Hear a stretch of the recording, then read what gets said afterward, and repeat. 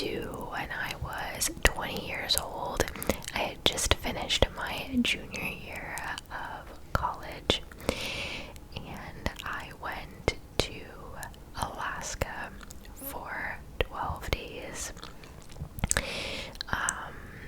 with a team of other students, and we had no technology, nothing like that, and I'll get into why, but I thought that I would just tell you guys that story.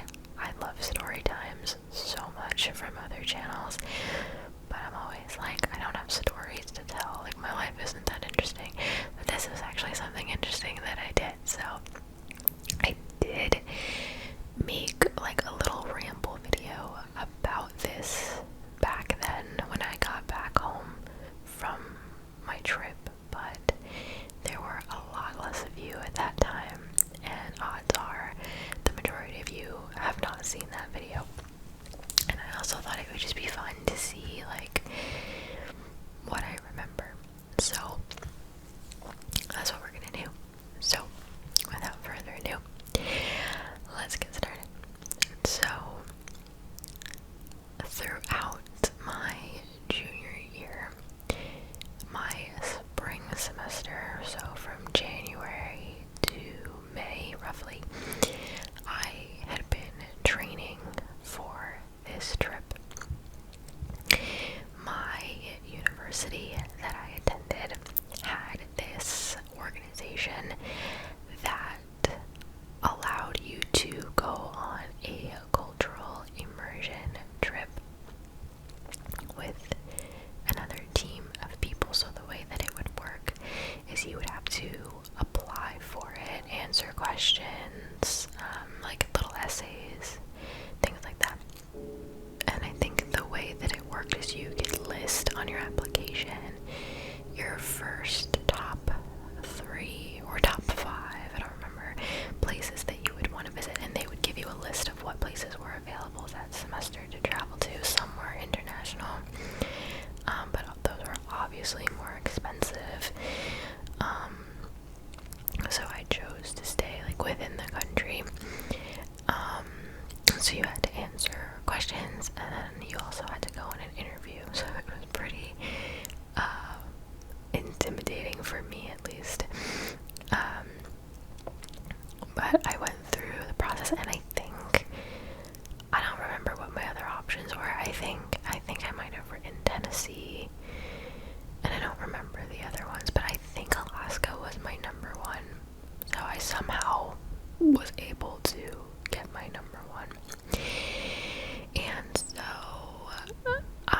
this was probably in like February that I was applying, and by the end of February, when I got the call that I had made the Alaska team, and I was very excited. And then that's when the training began.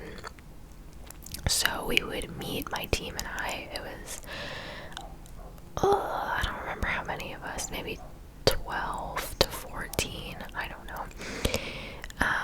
We would meet every Friday for an hour, I'm pretty sure, and we would do exercises and like what it means to go on a cultural immersion trip, and like the best ways to interact with the people there, because more often than not, the people that you would stay with on these trips were not as fortunate. They didn't live in the best areas with, you know, the best housing and you know, things like that. So we had to train how, you know, we would speak to them, the things that we would say, things that you should not say, that kind of thing. And then it was also, there was a lot of reflection, and so we did a lot of those exercises, and then of course a lot of icebreakers to meet your team and to literally like become a team. I remember there was one senior, so he had just graduated before we left for the trip. Then 2 juniors, me, and our leader, actually, our leaders of the groups were students as well. She was my age, she was my year, and I remember we had a few friends in common. We even now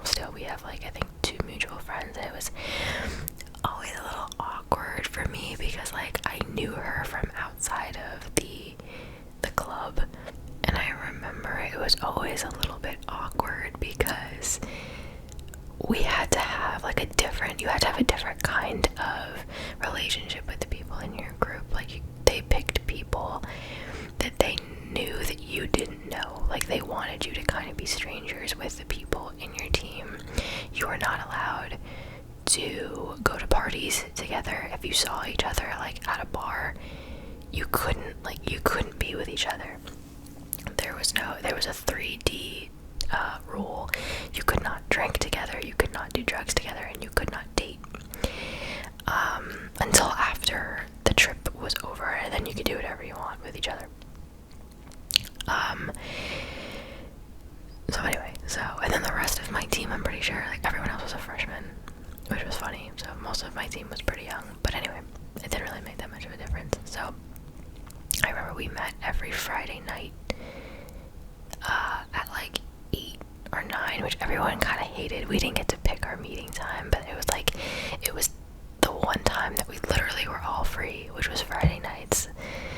But whatever, we were usually out of there by like 9:15. And so anyway, I won't talk about the training too much because that's not like the most interesting part.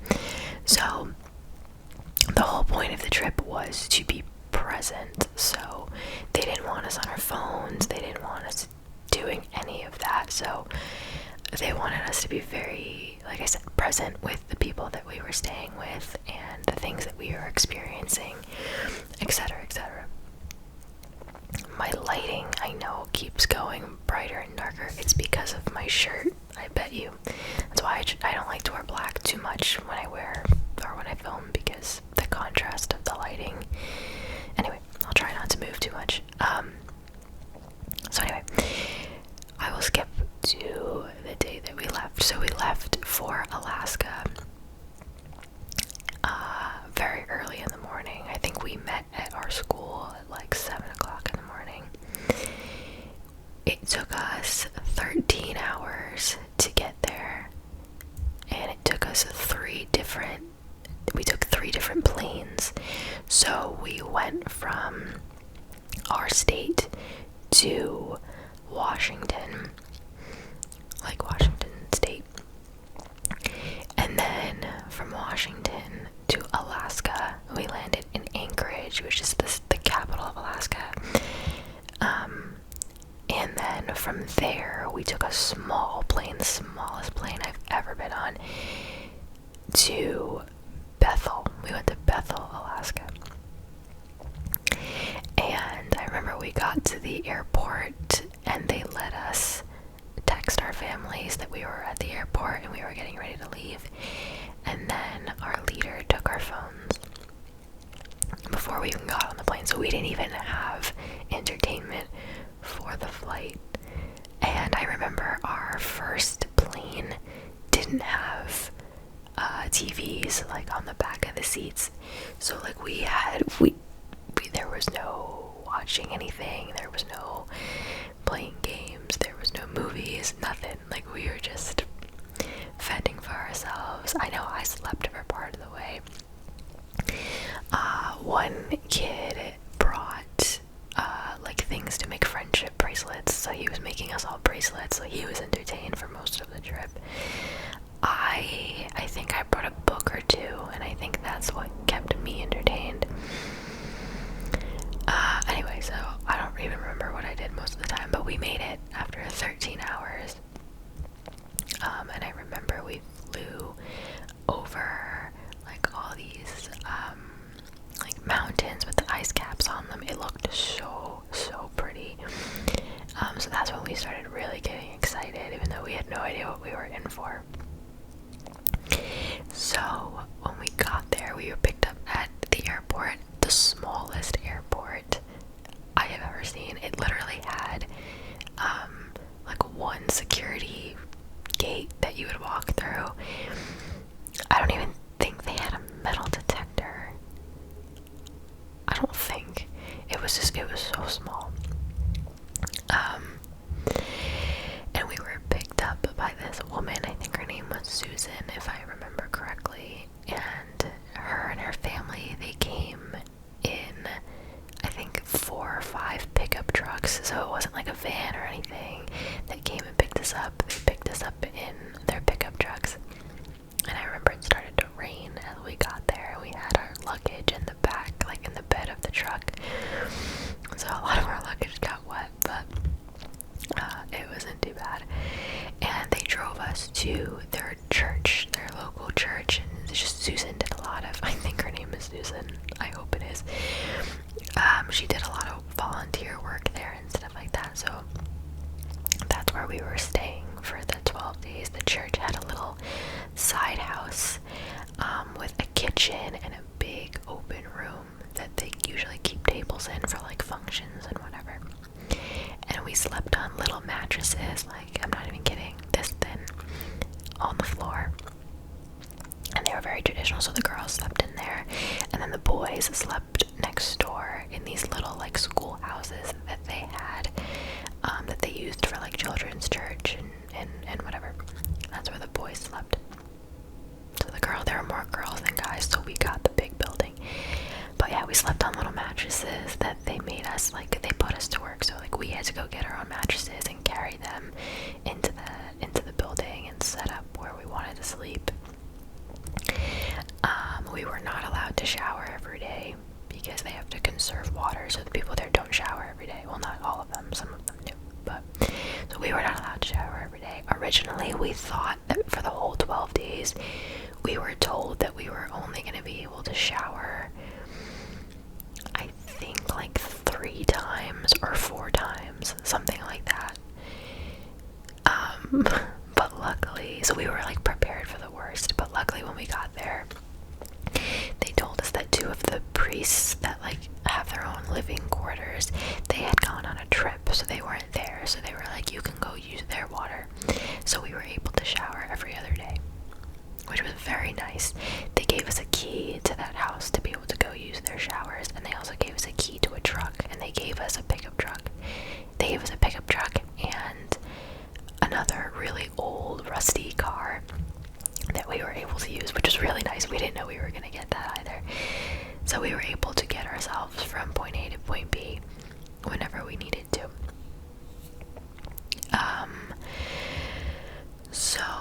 Okay, so speaking of where we were sleeping, I'll tell you the first funny story. Scary, but funny.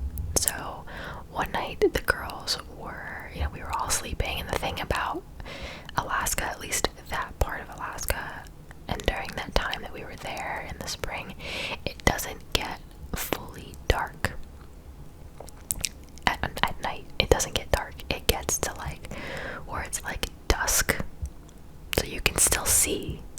It's not dark, but it's also not like daytime. But yeah, it'll be like midnight, 1, 2, 3 o'clock in the morning, and it'll look like it's 5 p.m. maybe. So that was a little weird, and it did make it a little hard to sleep in the beginning, but eventually we were so tired that it didn't even matter.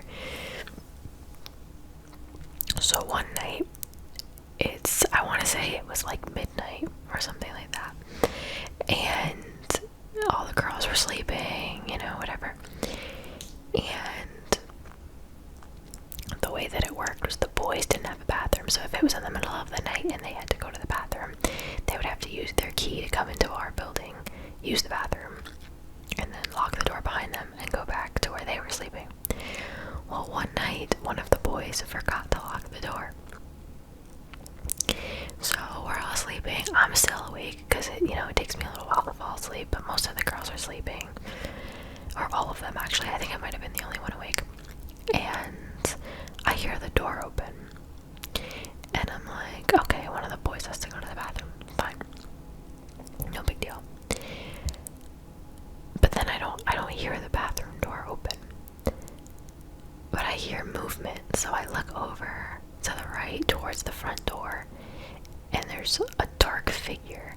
So it's not dark like nighttime, but it's dark enough to where I can't see his face. But I see that it's a man, and it's just a dark figure, like a dark shadow on one end of the room. And I'm like, and he's just standing there, and he's just looking at all of us sleeping on the floor. And I'm like, this is concerning. So I watch him, my face under my blanket, so he couldn't really see that I was awake, I don't think. And I'm looking at him, and he's walking in between the beds, and he comes and he plops himself down on the floor between two of the girls' mattresses, and they weren't far apart, so he came and he just plopped himself right there and laid on his stomach and just like knocked out. So now I'm like, okay, I'm the only one awake right now, I have to do something. So I start to like rustle and like sit up. The two girls heard the movement, and that kind of like woke them up, and they opened their eyes, and there's a man laying right next to them. He didn't smell very good. It was just like a bad situation. I'm trying to like wake up our leader, because I mean, she's the leader, so I feel like, you know, she needed to know what was going on. And I still don't know what happened. I think maybe he realized what was happening, but he like lifted his head, looked around, stood up, and then I was like, holy crap, what is he gonna do? But after like 2 minutes, he got up and just walked out of the building, and he like closed the door behind him. No one was doing anything. I think everybody was so shocked as of what just happened and like freaked out. Our leader was just standing there not doing anything. So I was like, alright. So I took it upon myself, and I followed him out, but not like too close where I was like following him, but I waited a couple seconds, and then I walked to the front door and I made sure everything was locked and that we were good. And then the next day we told the woman Susan what had happened, and we told the guys and everything, and a lot of the girls were still really freaked out. And Susan was like, oh, I'm so sorry that happened, but she explained that a lot of times the homeless are able to sleep in the room that we were sleeping in. Like they take them in and give them a place to sleep, like a little shelter kind of deal. And she also said a lot of the homeless are drunks, so that's probably why he didn't smell that great. On top of being homeless, he was also drunk, which makes sense. Just like in remembering like the way he was walking and the way he was moving, it makes sense. But she said, you know, she knew, like she was sure he didn't mean us any harm. He just wanted a place to sleep. So yeah, and like I was freaked out, but I never thought like, oh my god, we're all gonna die. You know, it was like our leader was like, maybe don't tell your parents that part until after you come home, because we weren't able to talk to them again because we didn't have phones or anything, but we had this like phone number that they could call, and we would leave every day like a pre-recorded message like of what we did that day for them to listen to. So she was like, yeah, maybe don't mention that part until you get home. So that was the first interesting story. Another story I could tell you is there was one day where I almost fell out of a boat. That was by far like the worst experience of the whole trip. So we stayed on, where we were staying was very close to the 𝓢𝓸𝓬𝓲𝓪 River. I'm pretty sure that's how you pronounce it from what I remember. And Susan, who she was very popular, like everyone knew her in the area, she was one of those, and she had these two men that had these little boats, and they offered to take us out on the river. And the weather was very weird. There were days where it was sunny and you didn't even need a jacket, and there were days where it was freezing. So it was very weird. So earlier that day the weather seemed okay. You know, you just needed like a light jacket and that was it. So we were all like, yeah, let's all go on the boat and see the river. As we're getting ready to go and we get to like the docking place and whatever, it starts to snow. It was more like hail. It was like frozen rain, actually. It wasn't really snow. It was cold. All we had were rain boots that they lent us from like version of a Goodwill or Salvation Army, like a thrifting place kind of. They let us borrow them and gave us rain jackets as well. So I had like a zip-up pullover and a rain jacket and rain boots, none of which are meant to really keep you warm. So we were freezing. And then, you know, the weather starts to pick up and it gets a little bit windy. So the water gets really rough. So anyway, we're in these boats, and they're not like the boats that you're thinking, like the fancy boats that like people buy for thousands and thousands of dollars. It was like picture a sailboat without the sail, and just like a little steering wheel in the middle, like very, very, very minimal. Just, yeah. So anyway, we get on the boat and we're going, and we're like, mind you, it's still like freezing rain, but they're like, no, the weather's fine, like you will be fine, like let's just go.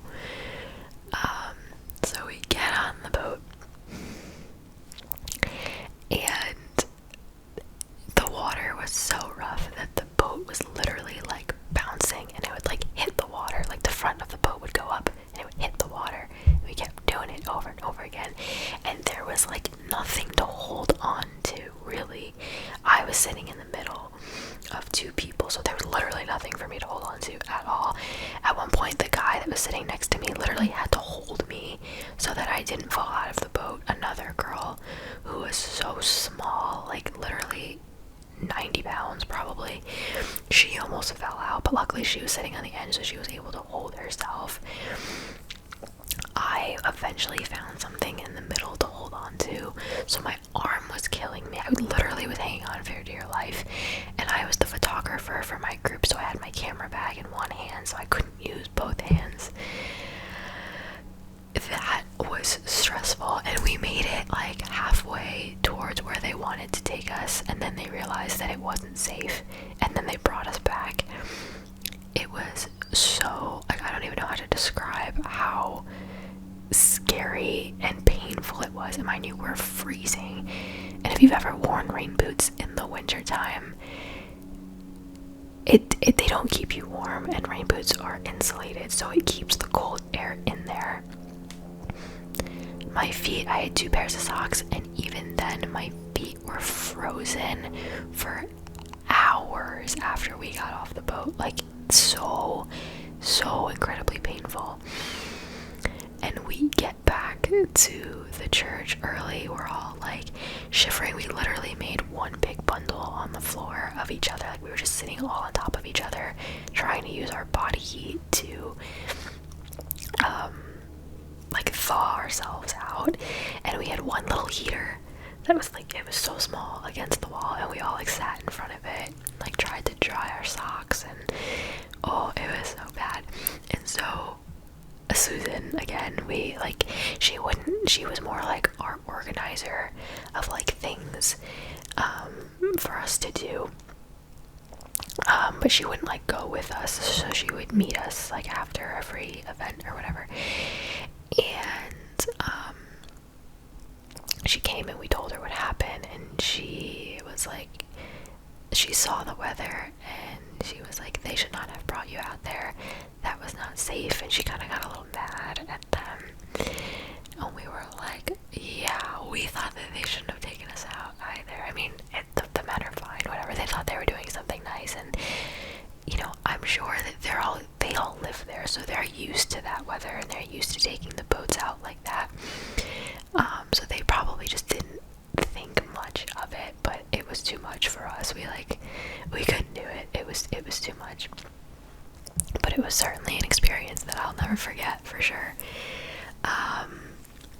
What else? The cool thing about being there was that we were there for Memorial Day, because we went in late May. And so there on actual Memorial Day, they gave us a task to do. So we went to one of their local cemeteries, or I think their only cemetery. It was a very, very small area of Alaska, and it was covered in weeds and branches that had grown, and all the graves were covered. And so they gave us the task of going to clean up the cemetery. Oh boy,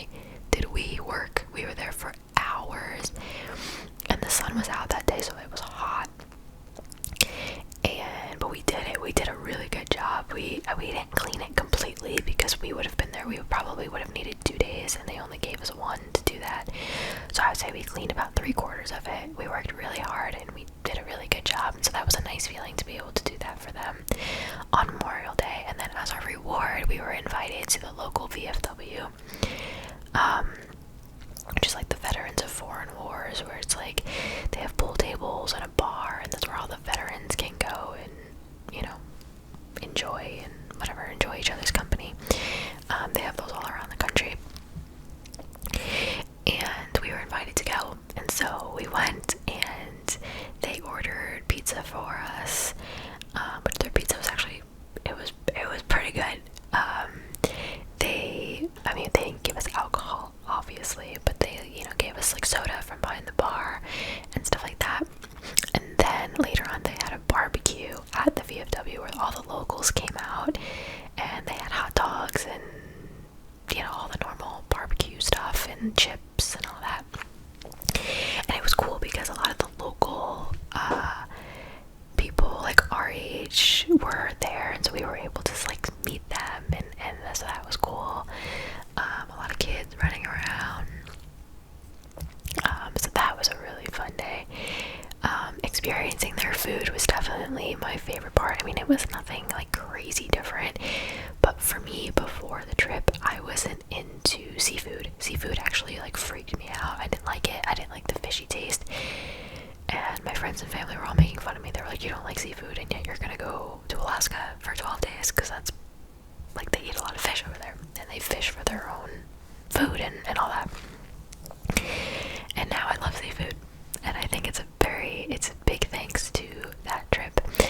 Like, for example, the first night we got there, the local people put on a potluck for us, so they all made a big dish and brought it to the church that we were staying at and allowed us to like try their food. So there was freshly caught salmon from Alaska, so good. And now salmon is one of my favorite types of seafood.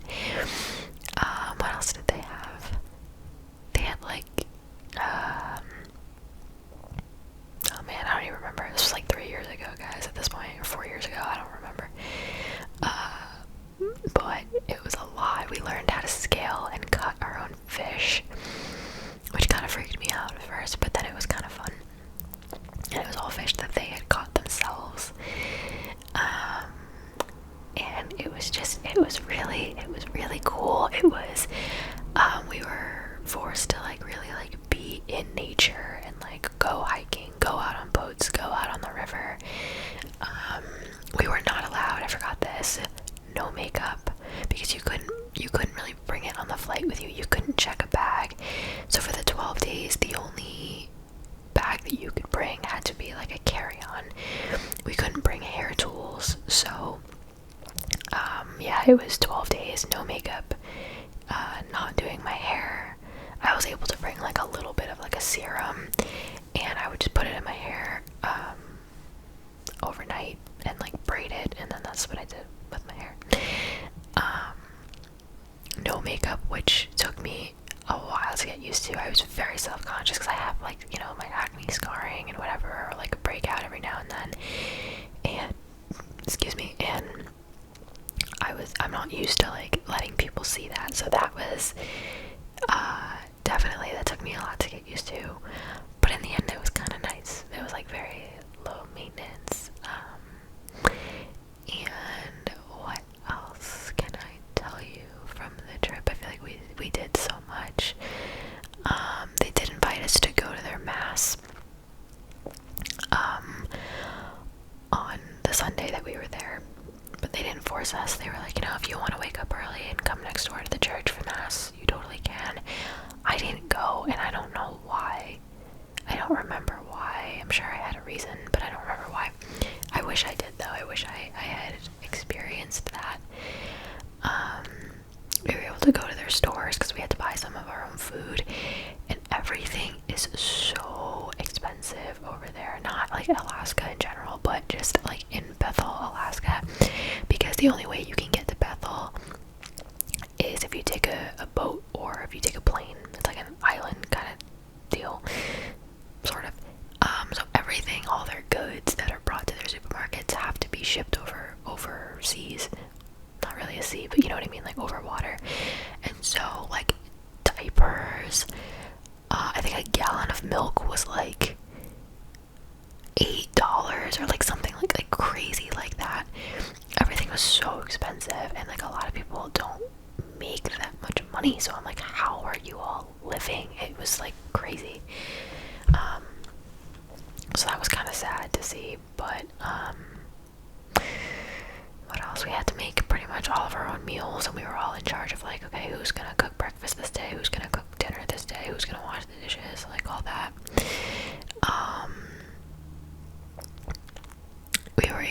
We visited like a hospital or like a Safeway house for pregnant women over there.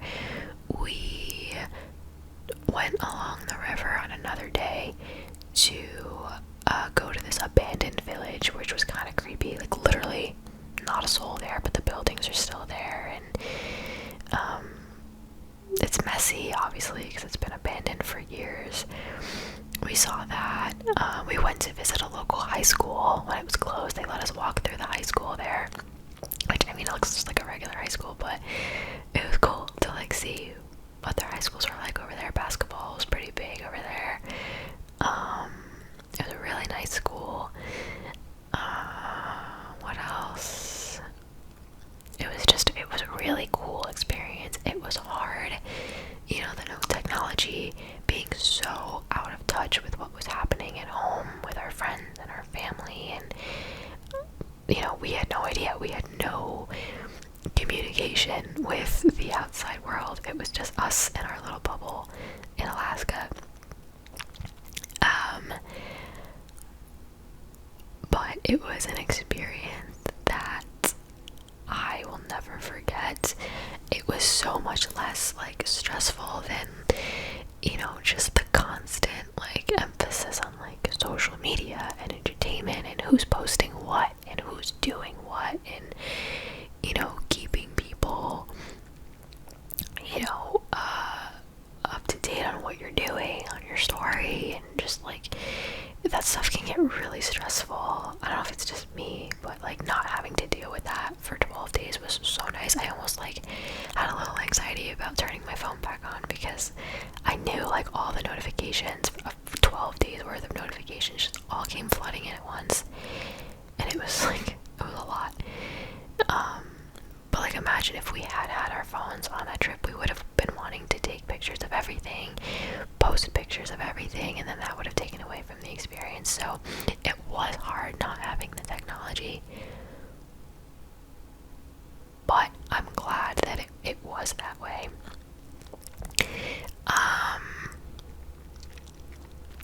That's all I can think to tell you. Again, this was like 3-4 years ago, so a lot of it, like I do remember a lot of it obviously, but a lot of the details are kind of vague.